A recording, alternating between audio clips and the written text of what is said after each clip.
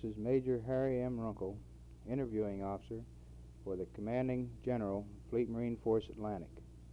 The interview is being conducted at Norfolk, Virginia, 15 February 1966.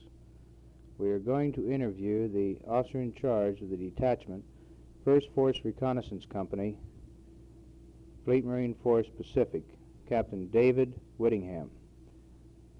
He is the first officer to be interviewed by this headquarters in accordance with the Marine Corps program to provide a complete historical record of Marine Corps accomplishments, problems encountered, cogent observations made at the time of significant occurrences, including accounts of miscalculations or failures. The security classification of this interview is confidential. Dave, will you give us a complete description of the operations conducted by you and your detachment and any lessons learned during your assignment in Vietnam? Pay particular attention to the pre-landing reconnaissance of the Da Nang, Chu Lai, Hue Phu Bai beaches, deep reconnaissance missions and operations with the 3rd MEF.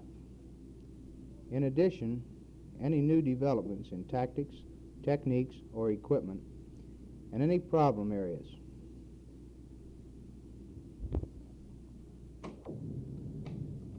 Beginning with a background, sir, the 1st Force Reconnaissance Company Detachment of the 3rd Marine Division consisted of 1 officer and 15 enlisted from November of 1964 through May 1965.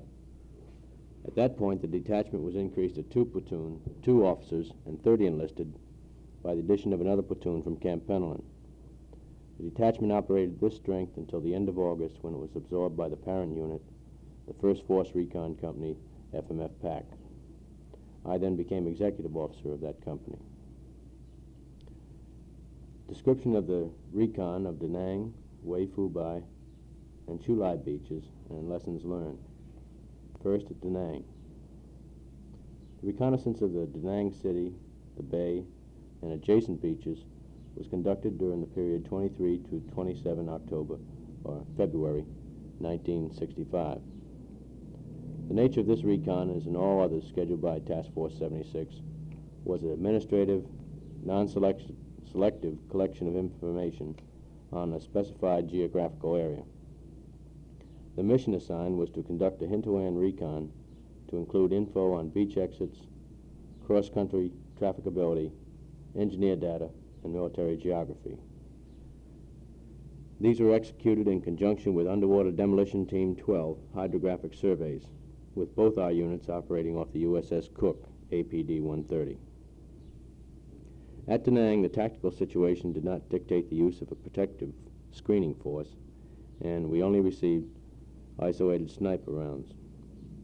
The intelligence information we collected indicated that the use of Red Beach 2 vice Red Beach 1 was the more desirable, and this the 9th MEB did use, and it also indicated the route that the brigade would use to move from the landing beach to the Da Nang Air Base.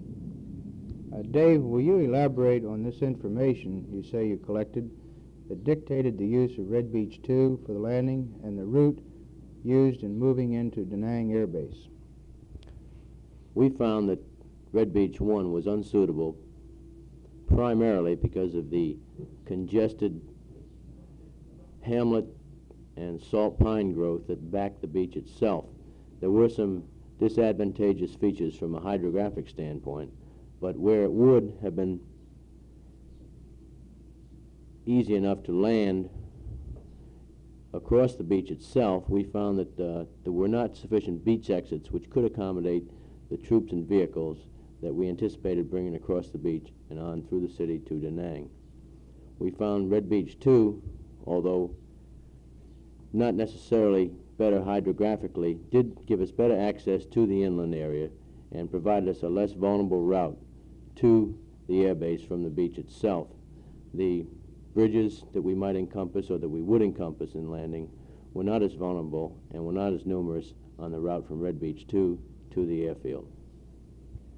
What were the hydrographic features you mentioned that made the use of Red Beach 1 prohibitive?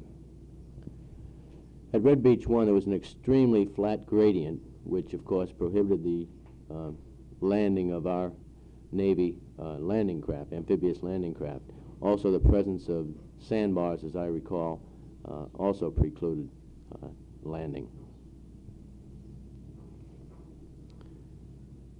At Wei and Fubai, during the period 15 to 20 March, reconnaissance surveys were made of NIS-3, about 25 miles south of Wei, the Wei River and landing sites from it, as well as a route through the city of Wei, southeast of Fubai Airfield. There was no indication of VC activity in any of these except on NIS beach number 3. After receiving sniper rounds and fire throughout the day, we were informed via radio that we were surrounded by 2 platoons of VC. Thereupon, radio contact was immediately lost with the ARVN advisor who had informed us, and subsequently, radio contact was lost with the cook. However, during the night we remained ashore, the VC, instead of attacking our positions, terrorized 2 hamlets 600 to 800 yards to the southwest. The intelligence information we collected during this period eliminated all landing alternatives except a river transit up to Wei and a troop and motor march through the city of Wei to the Fubai airfield. What was the nature of this information, Dave? Well, we found again that hydrographically the certain areas were too flat or had too flat a gradient for amphibious landing. In areas which would receive an amphibious landing, in which the gradient was satisfactory, the beach itself was backed by lagoons that were, on the one hand, too deep for ready crossing by Marine troops on foot, and yet were not deep enough to encompass or accommodate our landing craft. So the alternative was to drive or to bring our landing craft up the river, the Wei River, to the city, debark the troops there, and proceed on through the city to Fubai. Chulai area. On 29 and 30 March, because no underwater demolition team were available, we conducted a hydro survey and an inland reconnaissance on a pre-selected 1,000 yards of beach as directed by CG, the 9th MEB. There was no contact with the Viet Cong, and the data as we collected it was delivered to the Commanding General, 9th MEB. The scheduled UDT Force Recon survey was conducted between 20 and 23 April. Initially, only sniper fire was encountered, but on 22 April, 1 recon element that was landed received intense fire upon crossing the beach. The fire was received from the sand dune line, which was about 30 to 40 feet high. The second element landed under fire and absorbed the first, and we assaulted the hill. By the time the top was reached, the VC had fled and mingled with the inhabitants of the hamlet backing the sand dunes. The reconnaissance operation continued with one team penetrating inland 4,800 yards to National Route 1 and the other collecting information on the beach exits. The following day, on 23 April, we debarked from the Cook, and 1 element was landed on the southern side of the Song Trebong. Upon crossing the beach, this element and the second, aboard the LCPR, were taken under intense fire by 20 to 25 VC in dug-in positions. With the aid of a machine gun mounted on the Cook's LCPL, a gradual neutralization of enemy fire was achieved, and the Marines ashore were regrouped and extracted. Under fire from both sides of the river, both boats withdrew. 1 Marine, Corporal Merrill, was killed, and 2 others, Corporal Taylor and Sergeant Balpando, were later awarded the Bronze Stars for their action during this encounter. 2 sailors, 1 the machine gunner, were also killed. Dave, am I right then in assuming that you were not able to continue your reconnaissance on the 23rd as a result of VC activity? Our instructions during this reconnaissance, as in all others, was to switch to a different area of operations if we encountered a superior force of Viet Cong, and thus we did plan a switch which would have brought us farther south, but later instructions diverted us from this action. The Cook, with the KIA, who were then WIA, headed towards Da Nang. The Cook was then directed to lay off Da Nang for 48 hours. During this period, a lagoon north of Da Nang and its potential landing sites were reconned by a UDT recon team, utilizing a Vietnamese PT boat. We found the lagoon unusable for amphibious operations, and no significant information was reported. The cook was then recalled to Subic Bay for boiler repair and preparation for the Chu Lai landing. Force Recon reported to the 9th MEB at Da Nang.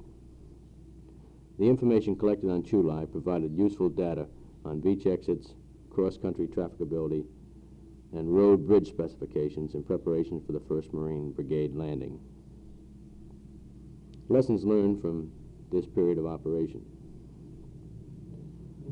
First, careful analysis by higher headquarters of already accumulated intelligence such as SPEARS, AOSs, AASs, NIS studies, etc., would have enabled the collecting agencies, that is UDT and Force Recon, to concentrate on specific collection tasks, thus providing higher quality results and also allowing us clandestine method of operation. Second, areas of interest held or normally controlled by the Viet Cong require prohibitively large friendly screening force to enable successful daylight-type administrative reconnaissance surveys, such as we conducted.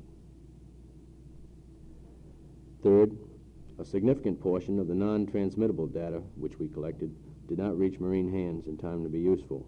Closer liaison, I feel, would have increased its value. What is this transmittable data you're referring to? Well, the transmittable data was that encompassed by the SITREP put out by the USS Cook each day, in which we pinpointed the location and nature of the beach exits which we found, the nature of the terrain backing the beach, and routes available to National Highway 1, which parallels the beach all the way through I-Corps area. You're inferring then that there was some data that you collected that was not transmitted. What data was this? Well, the nature of the data not transmitted, of course, was the photographs taken, the sketches and diagrams which we did supporting the transmittable data. Lessons learned along the line of equipment. The TE camera, the Polaroid, and the KS 670mm available to Force Recon are unsuitable for this type of work, and I'll discuss this further later. Instead, we used personal 35mm Nikonis or weather cameras. Second, a portable 35mm developer available aboard the APD or in the TE of Force Recon would have been advantageous for on-the-spot screening of the photography we had collected. Third, the submachine gun M3A1 was found undesirable because of its lack of effective range, its slow cyclic rate of fire, and the extremely burdensome weight of its ammunition. And again, I'll discuss this further. Lastly, we found the consideration of the location of local shrines, graves, etc., affected landing areas, landing points, and the selection of routes just as significantly as the enemy situation and the terrain considerations. Deep reconnaissance operations. The detachment conducted no deep reconnaissance operations while I was officer in charge. All post-landing patrols were within support of friendly artillery range. Operations with the 3rd Marine Amphibious Force. With the concurrence of General Collins and later General Wall, the detachment initiated operations with U.S. Special Forces in the I-Corps area with a twofold mission. First, to gain experience in the mountainous jungle approaches to the Marine TAORs, and second, to provide possibly useful information directly to the 3rd Marine Amphibious Force. This was carried out in 2 ways. Reconnaissance teams were detailed to Special Forces A detachment camps along the Laotian border for periods of about 2 weeks. They served as advisors in the camps and patrol leaders for the U.S.-advised CIDG patrols out from these camps. Dave, what does CIDG stand for? Well, sir, CIDG is the abbreviation for the Civilian Indigenous Defense Group, which were in the I-Corps area, the Montagnards, recruited for militias in and around the A camps out along the border. In other areas, they're made up of other tribesmen. it's essentially a general term. Additional teams, including our officers and staff NCOs, were used in reconnaissance and force patrols made up of U.S. and Australian-led Nungs, which were Chinese mercenaries, and these patrols were launched out of Da Nang. Similar quick response patrols for security of downed Marine helicopters were also participated in with these Nungs. This period of operations with Special Forces was from the latter part of May through the 10th of July. At this time, or during this period, we were augmented by the platoon that came out to us from Camp Pendleton. The detachment personnel also provided personal security for ranking military and civilian visitors to the 3 MAF area during May and early June. From July until the end of August,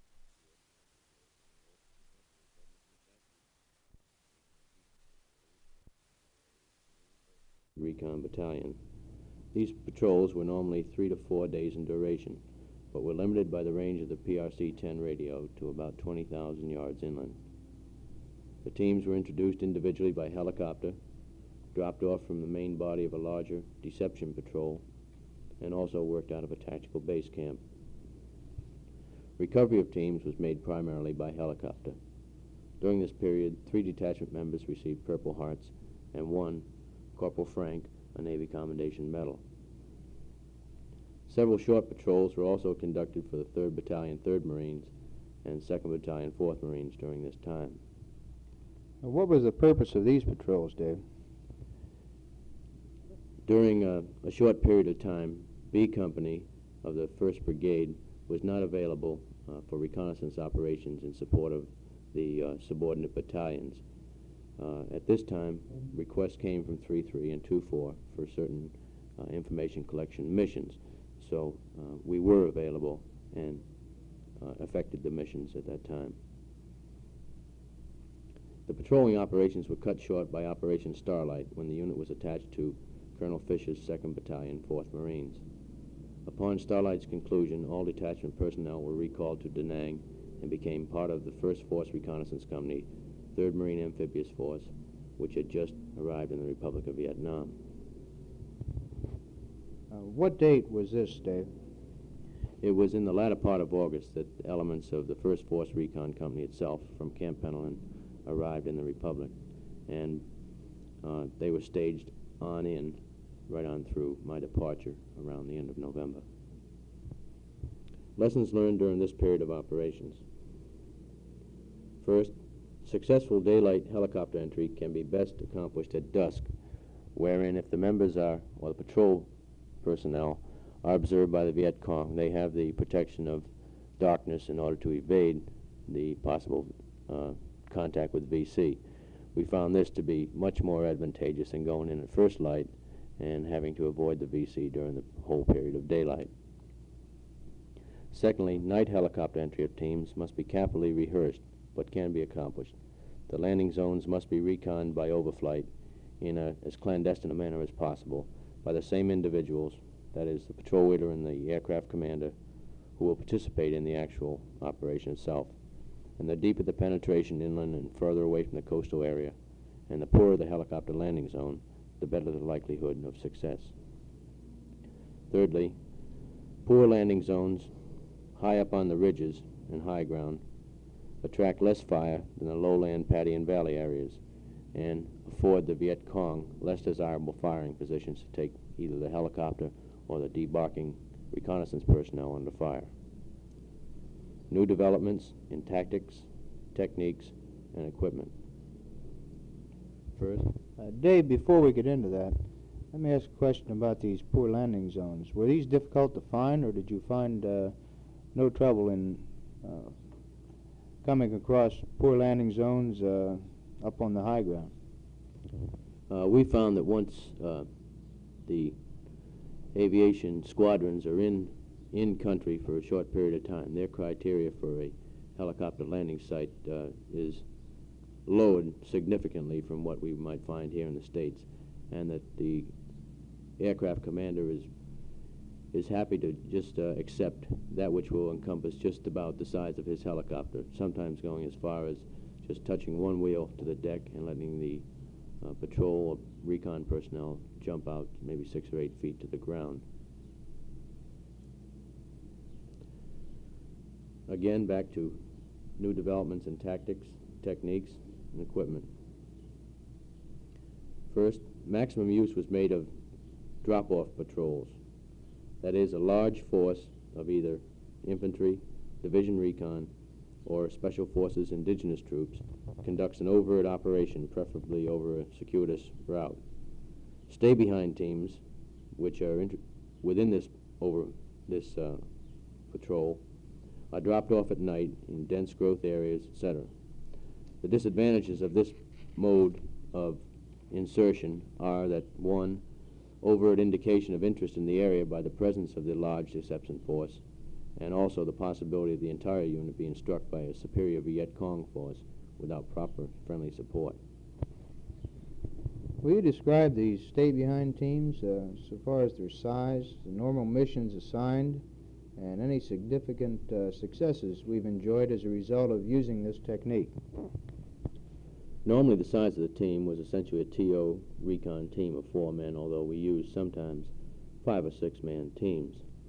We found this probably to be the most clandestine method of leaving teams in the area, although of course we did compromise our interest in the area by having the larger force.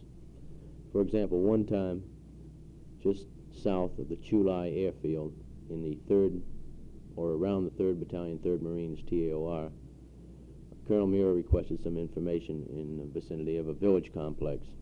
We were attached to a company during a company sweep, and as the company sweep proceeded through the village hamlet complex, we had 3 teams that were dropped off. These teams existed and maintained themselves in the area for over 2 days without being observed or compromised.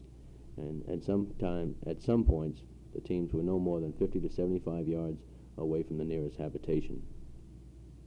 We found this to be equally as successful out in the outlying areas of the foothills and at the base of the mountainous highland. What type of information were you attempting to gather at this time? In the example I just described for the Colonel Muir's 3rd Battalion, 3rd Marines, we were trying to determine the reaction of the Viet Cong, which we knew were in the area, to the activities of the sweeps being conducted by 3-3. Colonel Muir essentially was trying to determine whether the BC were moving from village to village in reacting to his company sweeps, or whether they were actually members of the village and inhabitants of the local hamlet itself. The detachment was given no initial terminal guidance or Pathfinder-type missions. However, the use of recon teams to conduct HLZ reconnaissance and subsequent OP surveillance of a landing zone were executed. The value of these teams to locate Panji traps, mines, enemy positions, and detect enemy movement in and around the landing zone cannot be done, I don't think, by any other means. All other tasks envisioned in the past can be done better by other resources. For example, night operations, that is, night heliborne operations, can be accomplished more effectively, providing a faster troop buildup in the zone by the use of flare ships rather than ground lights and glide path indicators. What do you mean by the term flare ships, Dave? By flare ships, I mean the Air Force C-123 aircraft, which were scheduled to provide support in the way of aerial flares during the execution of a night helicopter operation. The utilization of the M79 grenade launcher and the M14 modified gave each patrol the ability to break contact with the Viet Cong when necessary. Because we were often entered or introduced during daylight, this necessity often arose. The detachment developed and used a sling pickup for the extraction of teams from obstacle-covered zones. A horizontal bar was attached to the hoist cable of the CH-34 helicopter. Slung from the bar were 3 loops similar to those used to pick up downed aviators at sea, 1 loop at each end and 1 in the middle. One H-34 helicopter was able to pick up 2 men simultaneously, or 1 man alone, or 3 Vietnamese. The men could be retrieved while the helicopter was hovering, or the helicopter could slowly exit the area with the men still suspended while under fire. This was used successfully on one or two of our patrols during this period of time. The detachment conducted low-level parachute jumps in rehearsal for 2 operations, but these operations were not executed. But it is concluded, or I do conclude, that the parachute is a tactically sound means of deep entry. And the best jump platforms available, I think, are the CV-1 Caribou, because of its ability to cut engines and glide into and through the drop point, and the CH-34 helicopter, because of its commonplace presence in the air at all times and places in the I-Corps area. Problem areas. The lack of a lightweight, dry, battery-powered, readily set-up radio significantly restricted long-range patrol operations and made success of any such proposed operations questionable. The PRC-47 is simply too heavy and too bulky for small teams. The battery also presents several difficulties. It's a wet cell battery, and leakage was encountered on several occasions during rehearsals and training operations. Additionally, the charge required does not last for any significant duration of time when we are discussing or envisioning long-range patrols. Again, the batteries are expensive and are not, the disposition and disposal of them is frowned upon, and it is desirable always to return the batteries to the campsite upon completion. The use of Special Forces A detachment camps and Popular Force Regional Force strong points as relay sites for FM transmissions can partially alleviate the present problem, but have many drawbacks. One, security of the patrol in the field once the relay team is positioned in a Popular Force or Regional Force outpost. Since the outpost commander must be apprised of the, generally speaking, of the reason the relay team is in the area, the word will, in all probability, be gradually filtered out to the indigenous personnel around the camp and therefore to the VC. This in turn, of course, will arouse the VC interest in the general area. Secondly, the position of a Popular Force or Regional Force camp or a detachment camp of Special Forces does not necessarily coincide with the specific area of interest that we might have when scheduling or planning a patrol. Therefore, this cannot be depended upon as an always readily available alternative.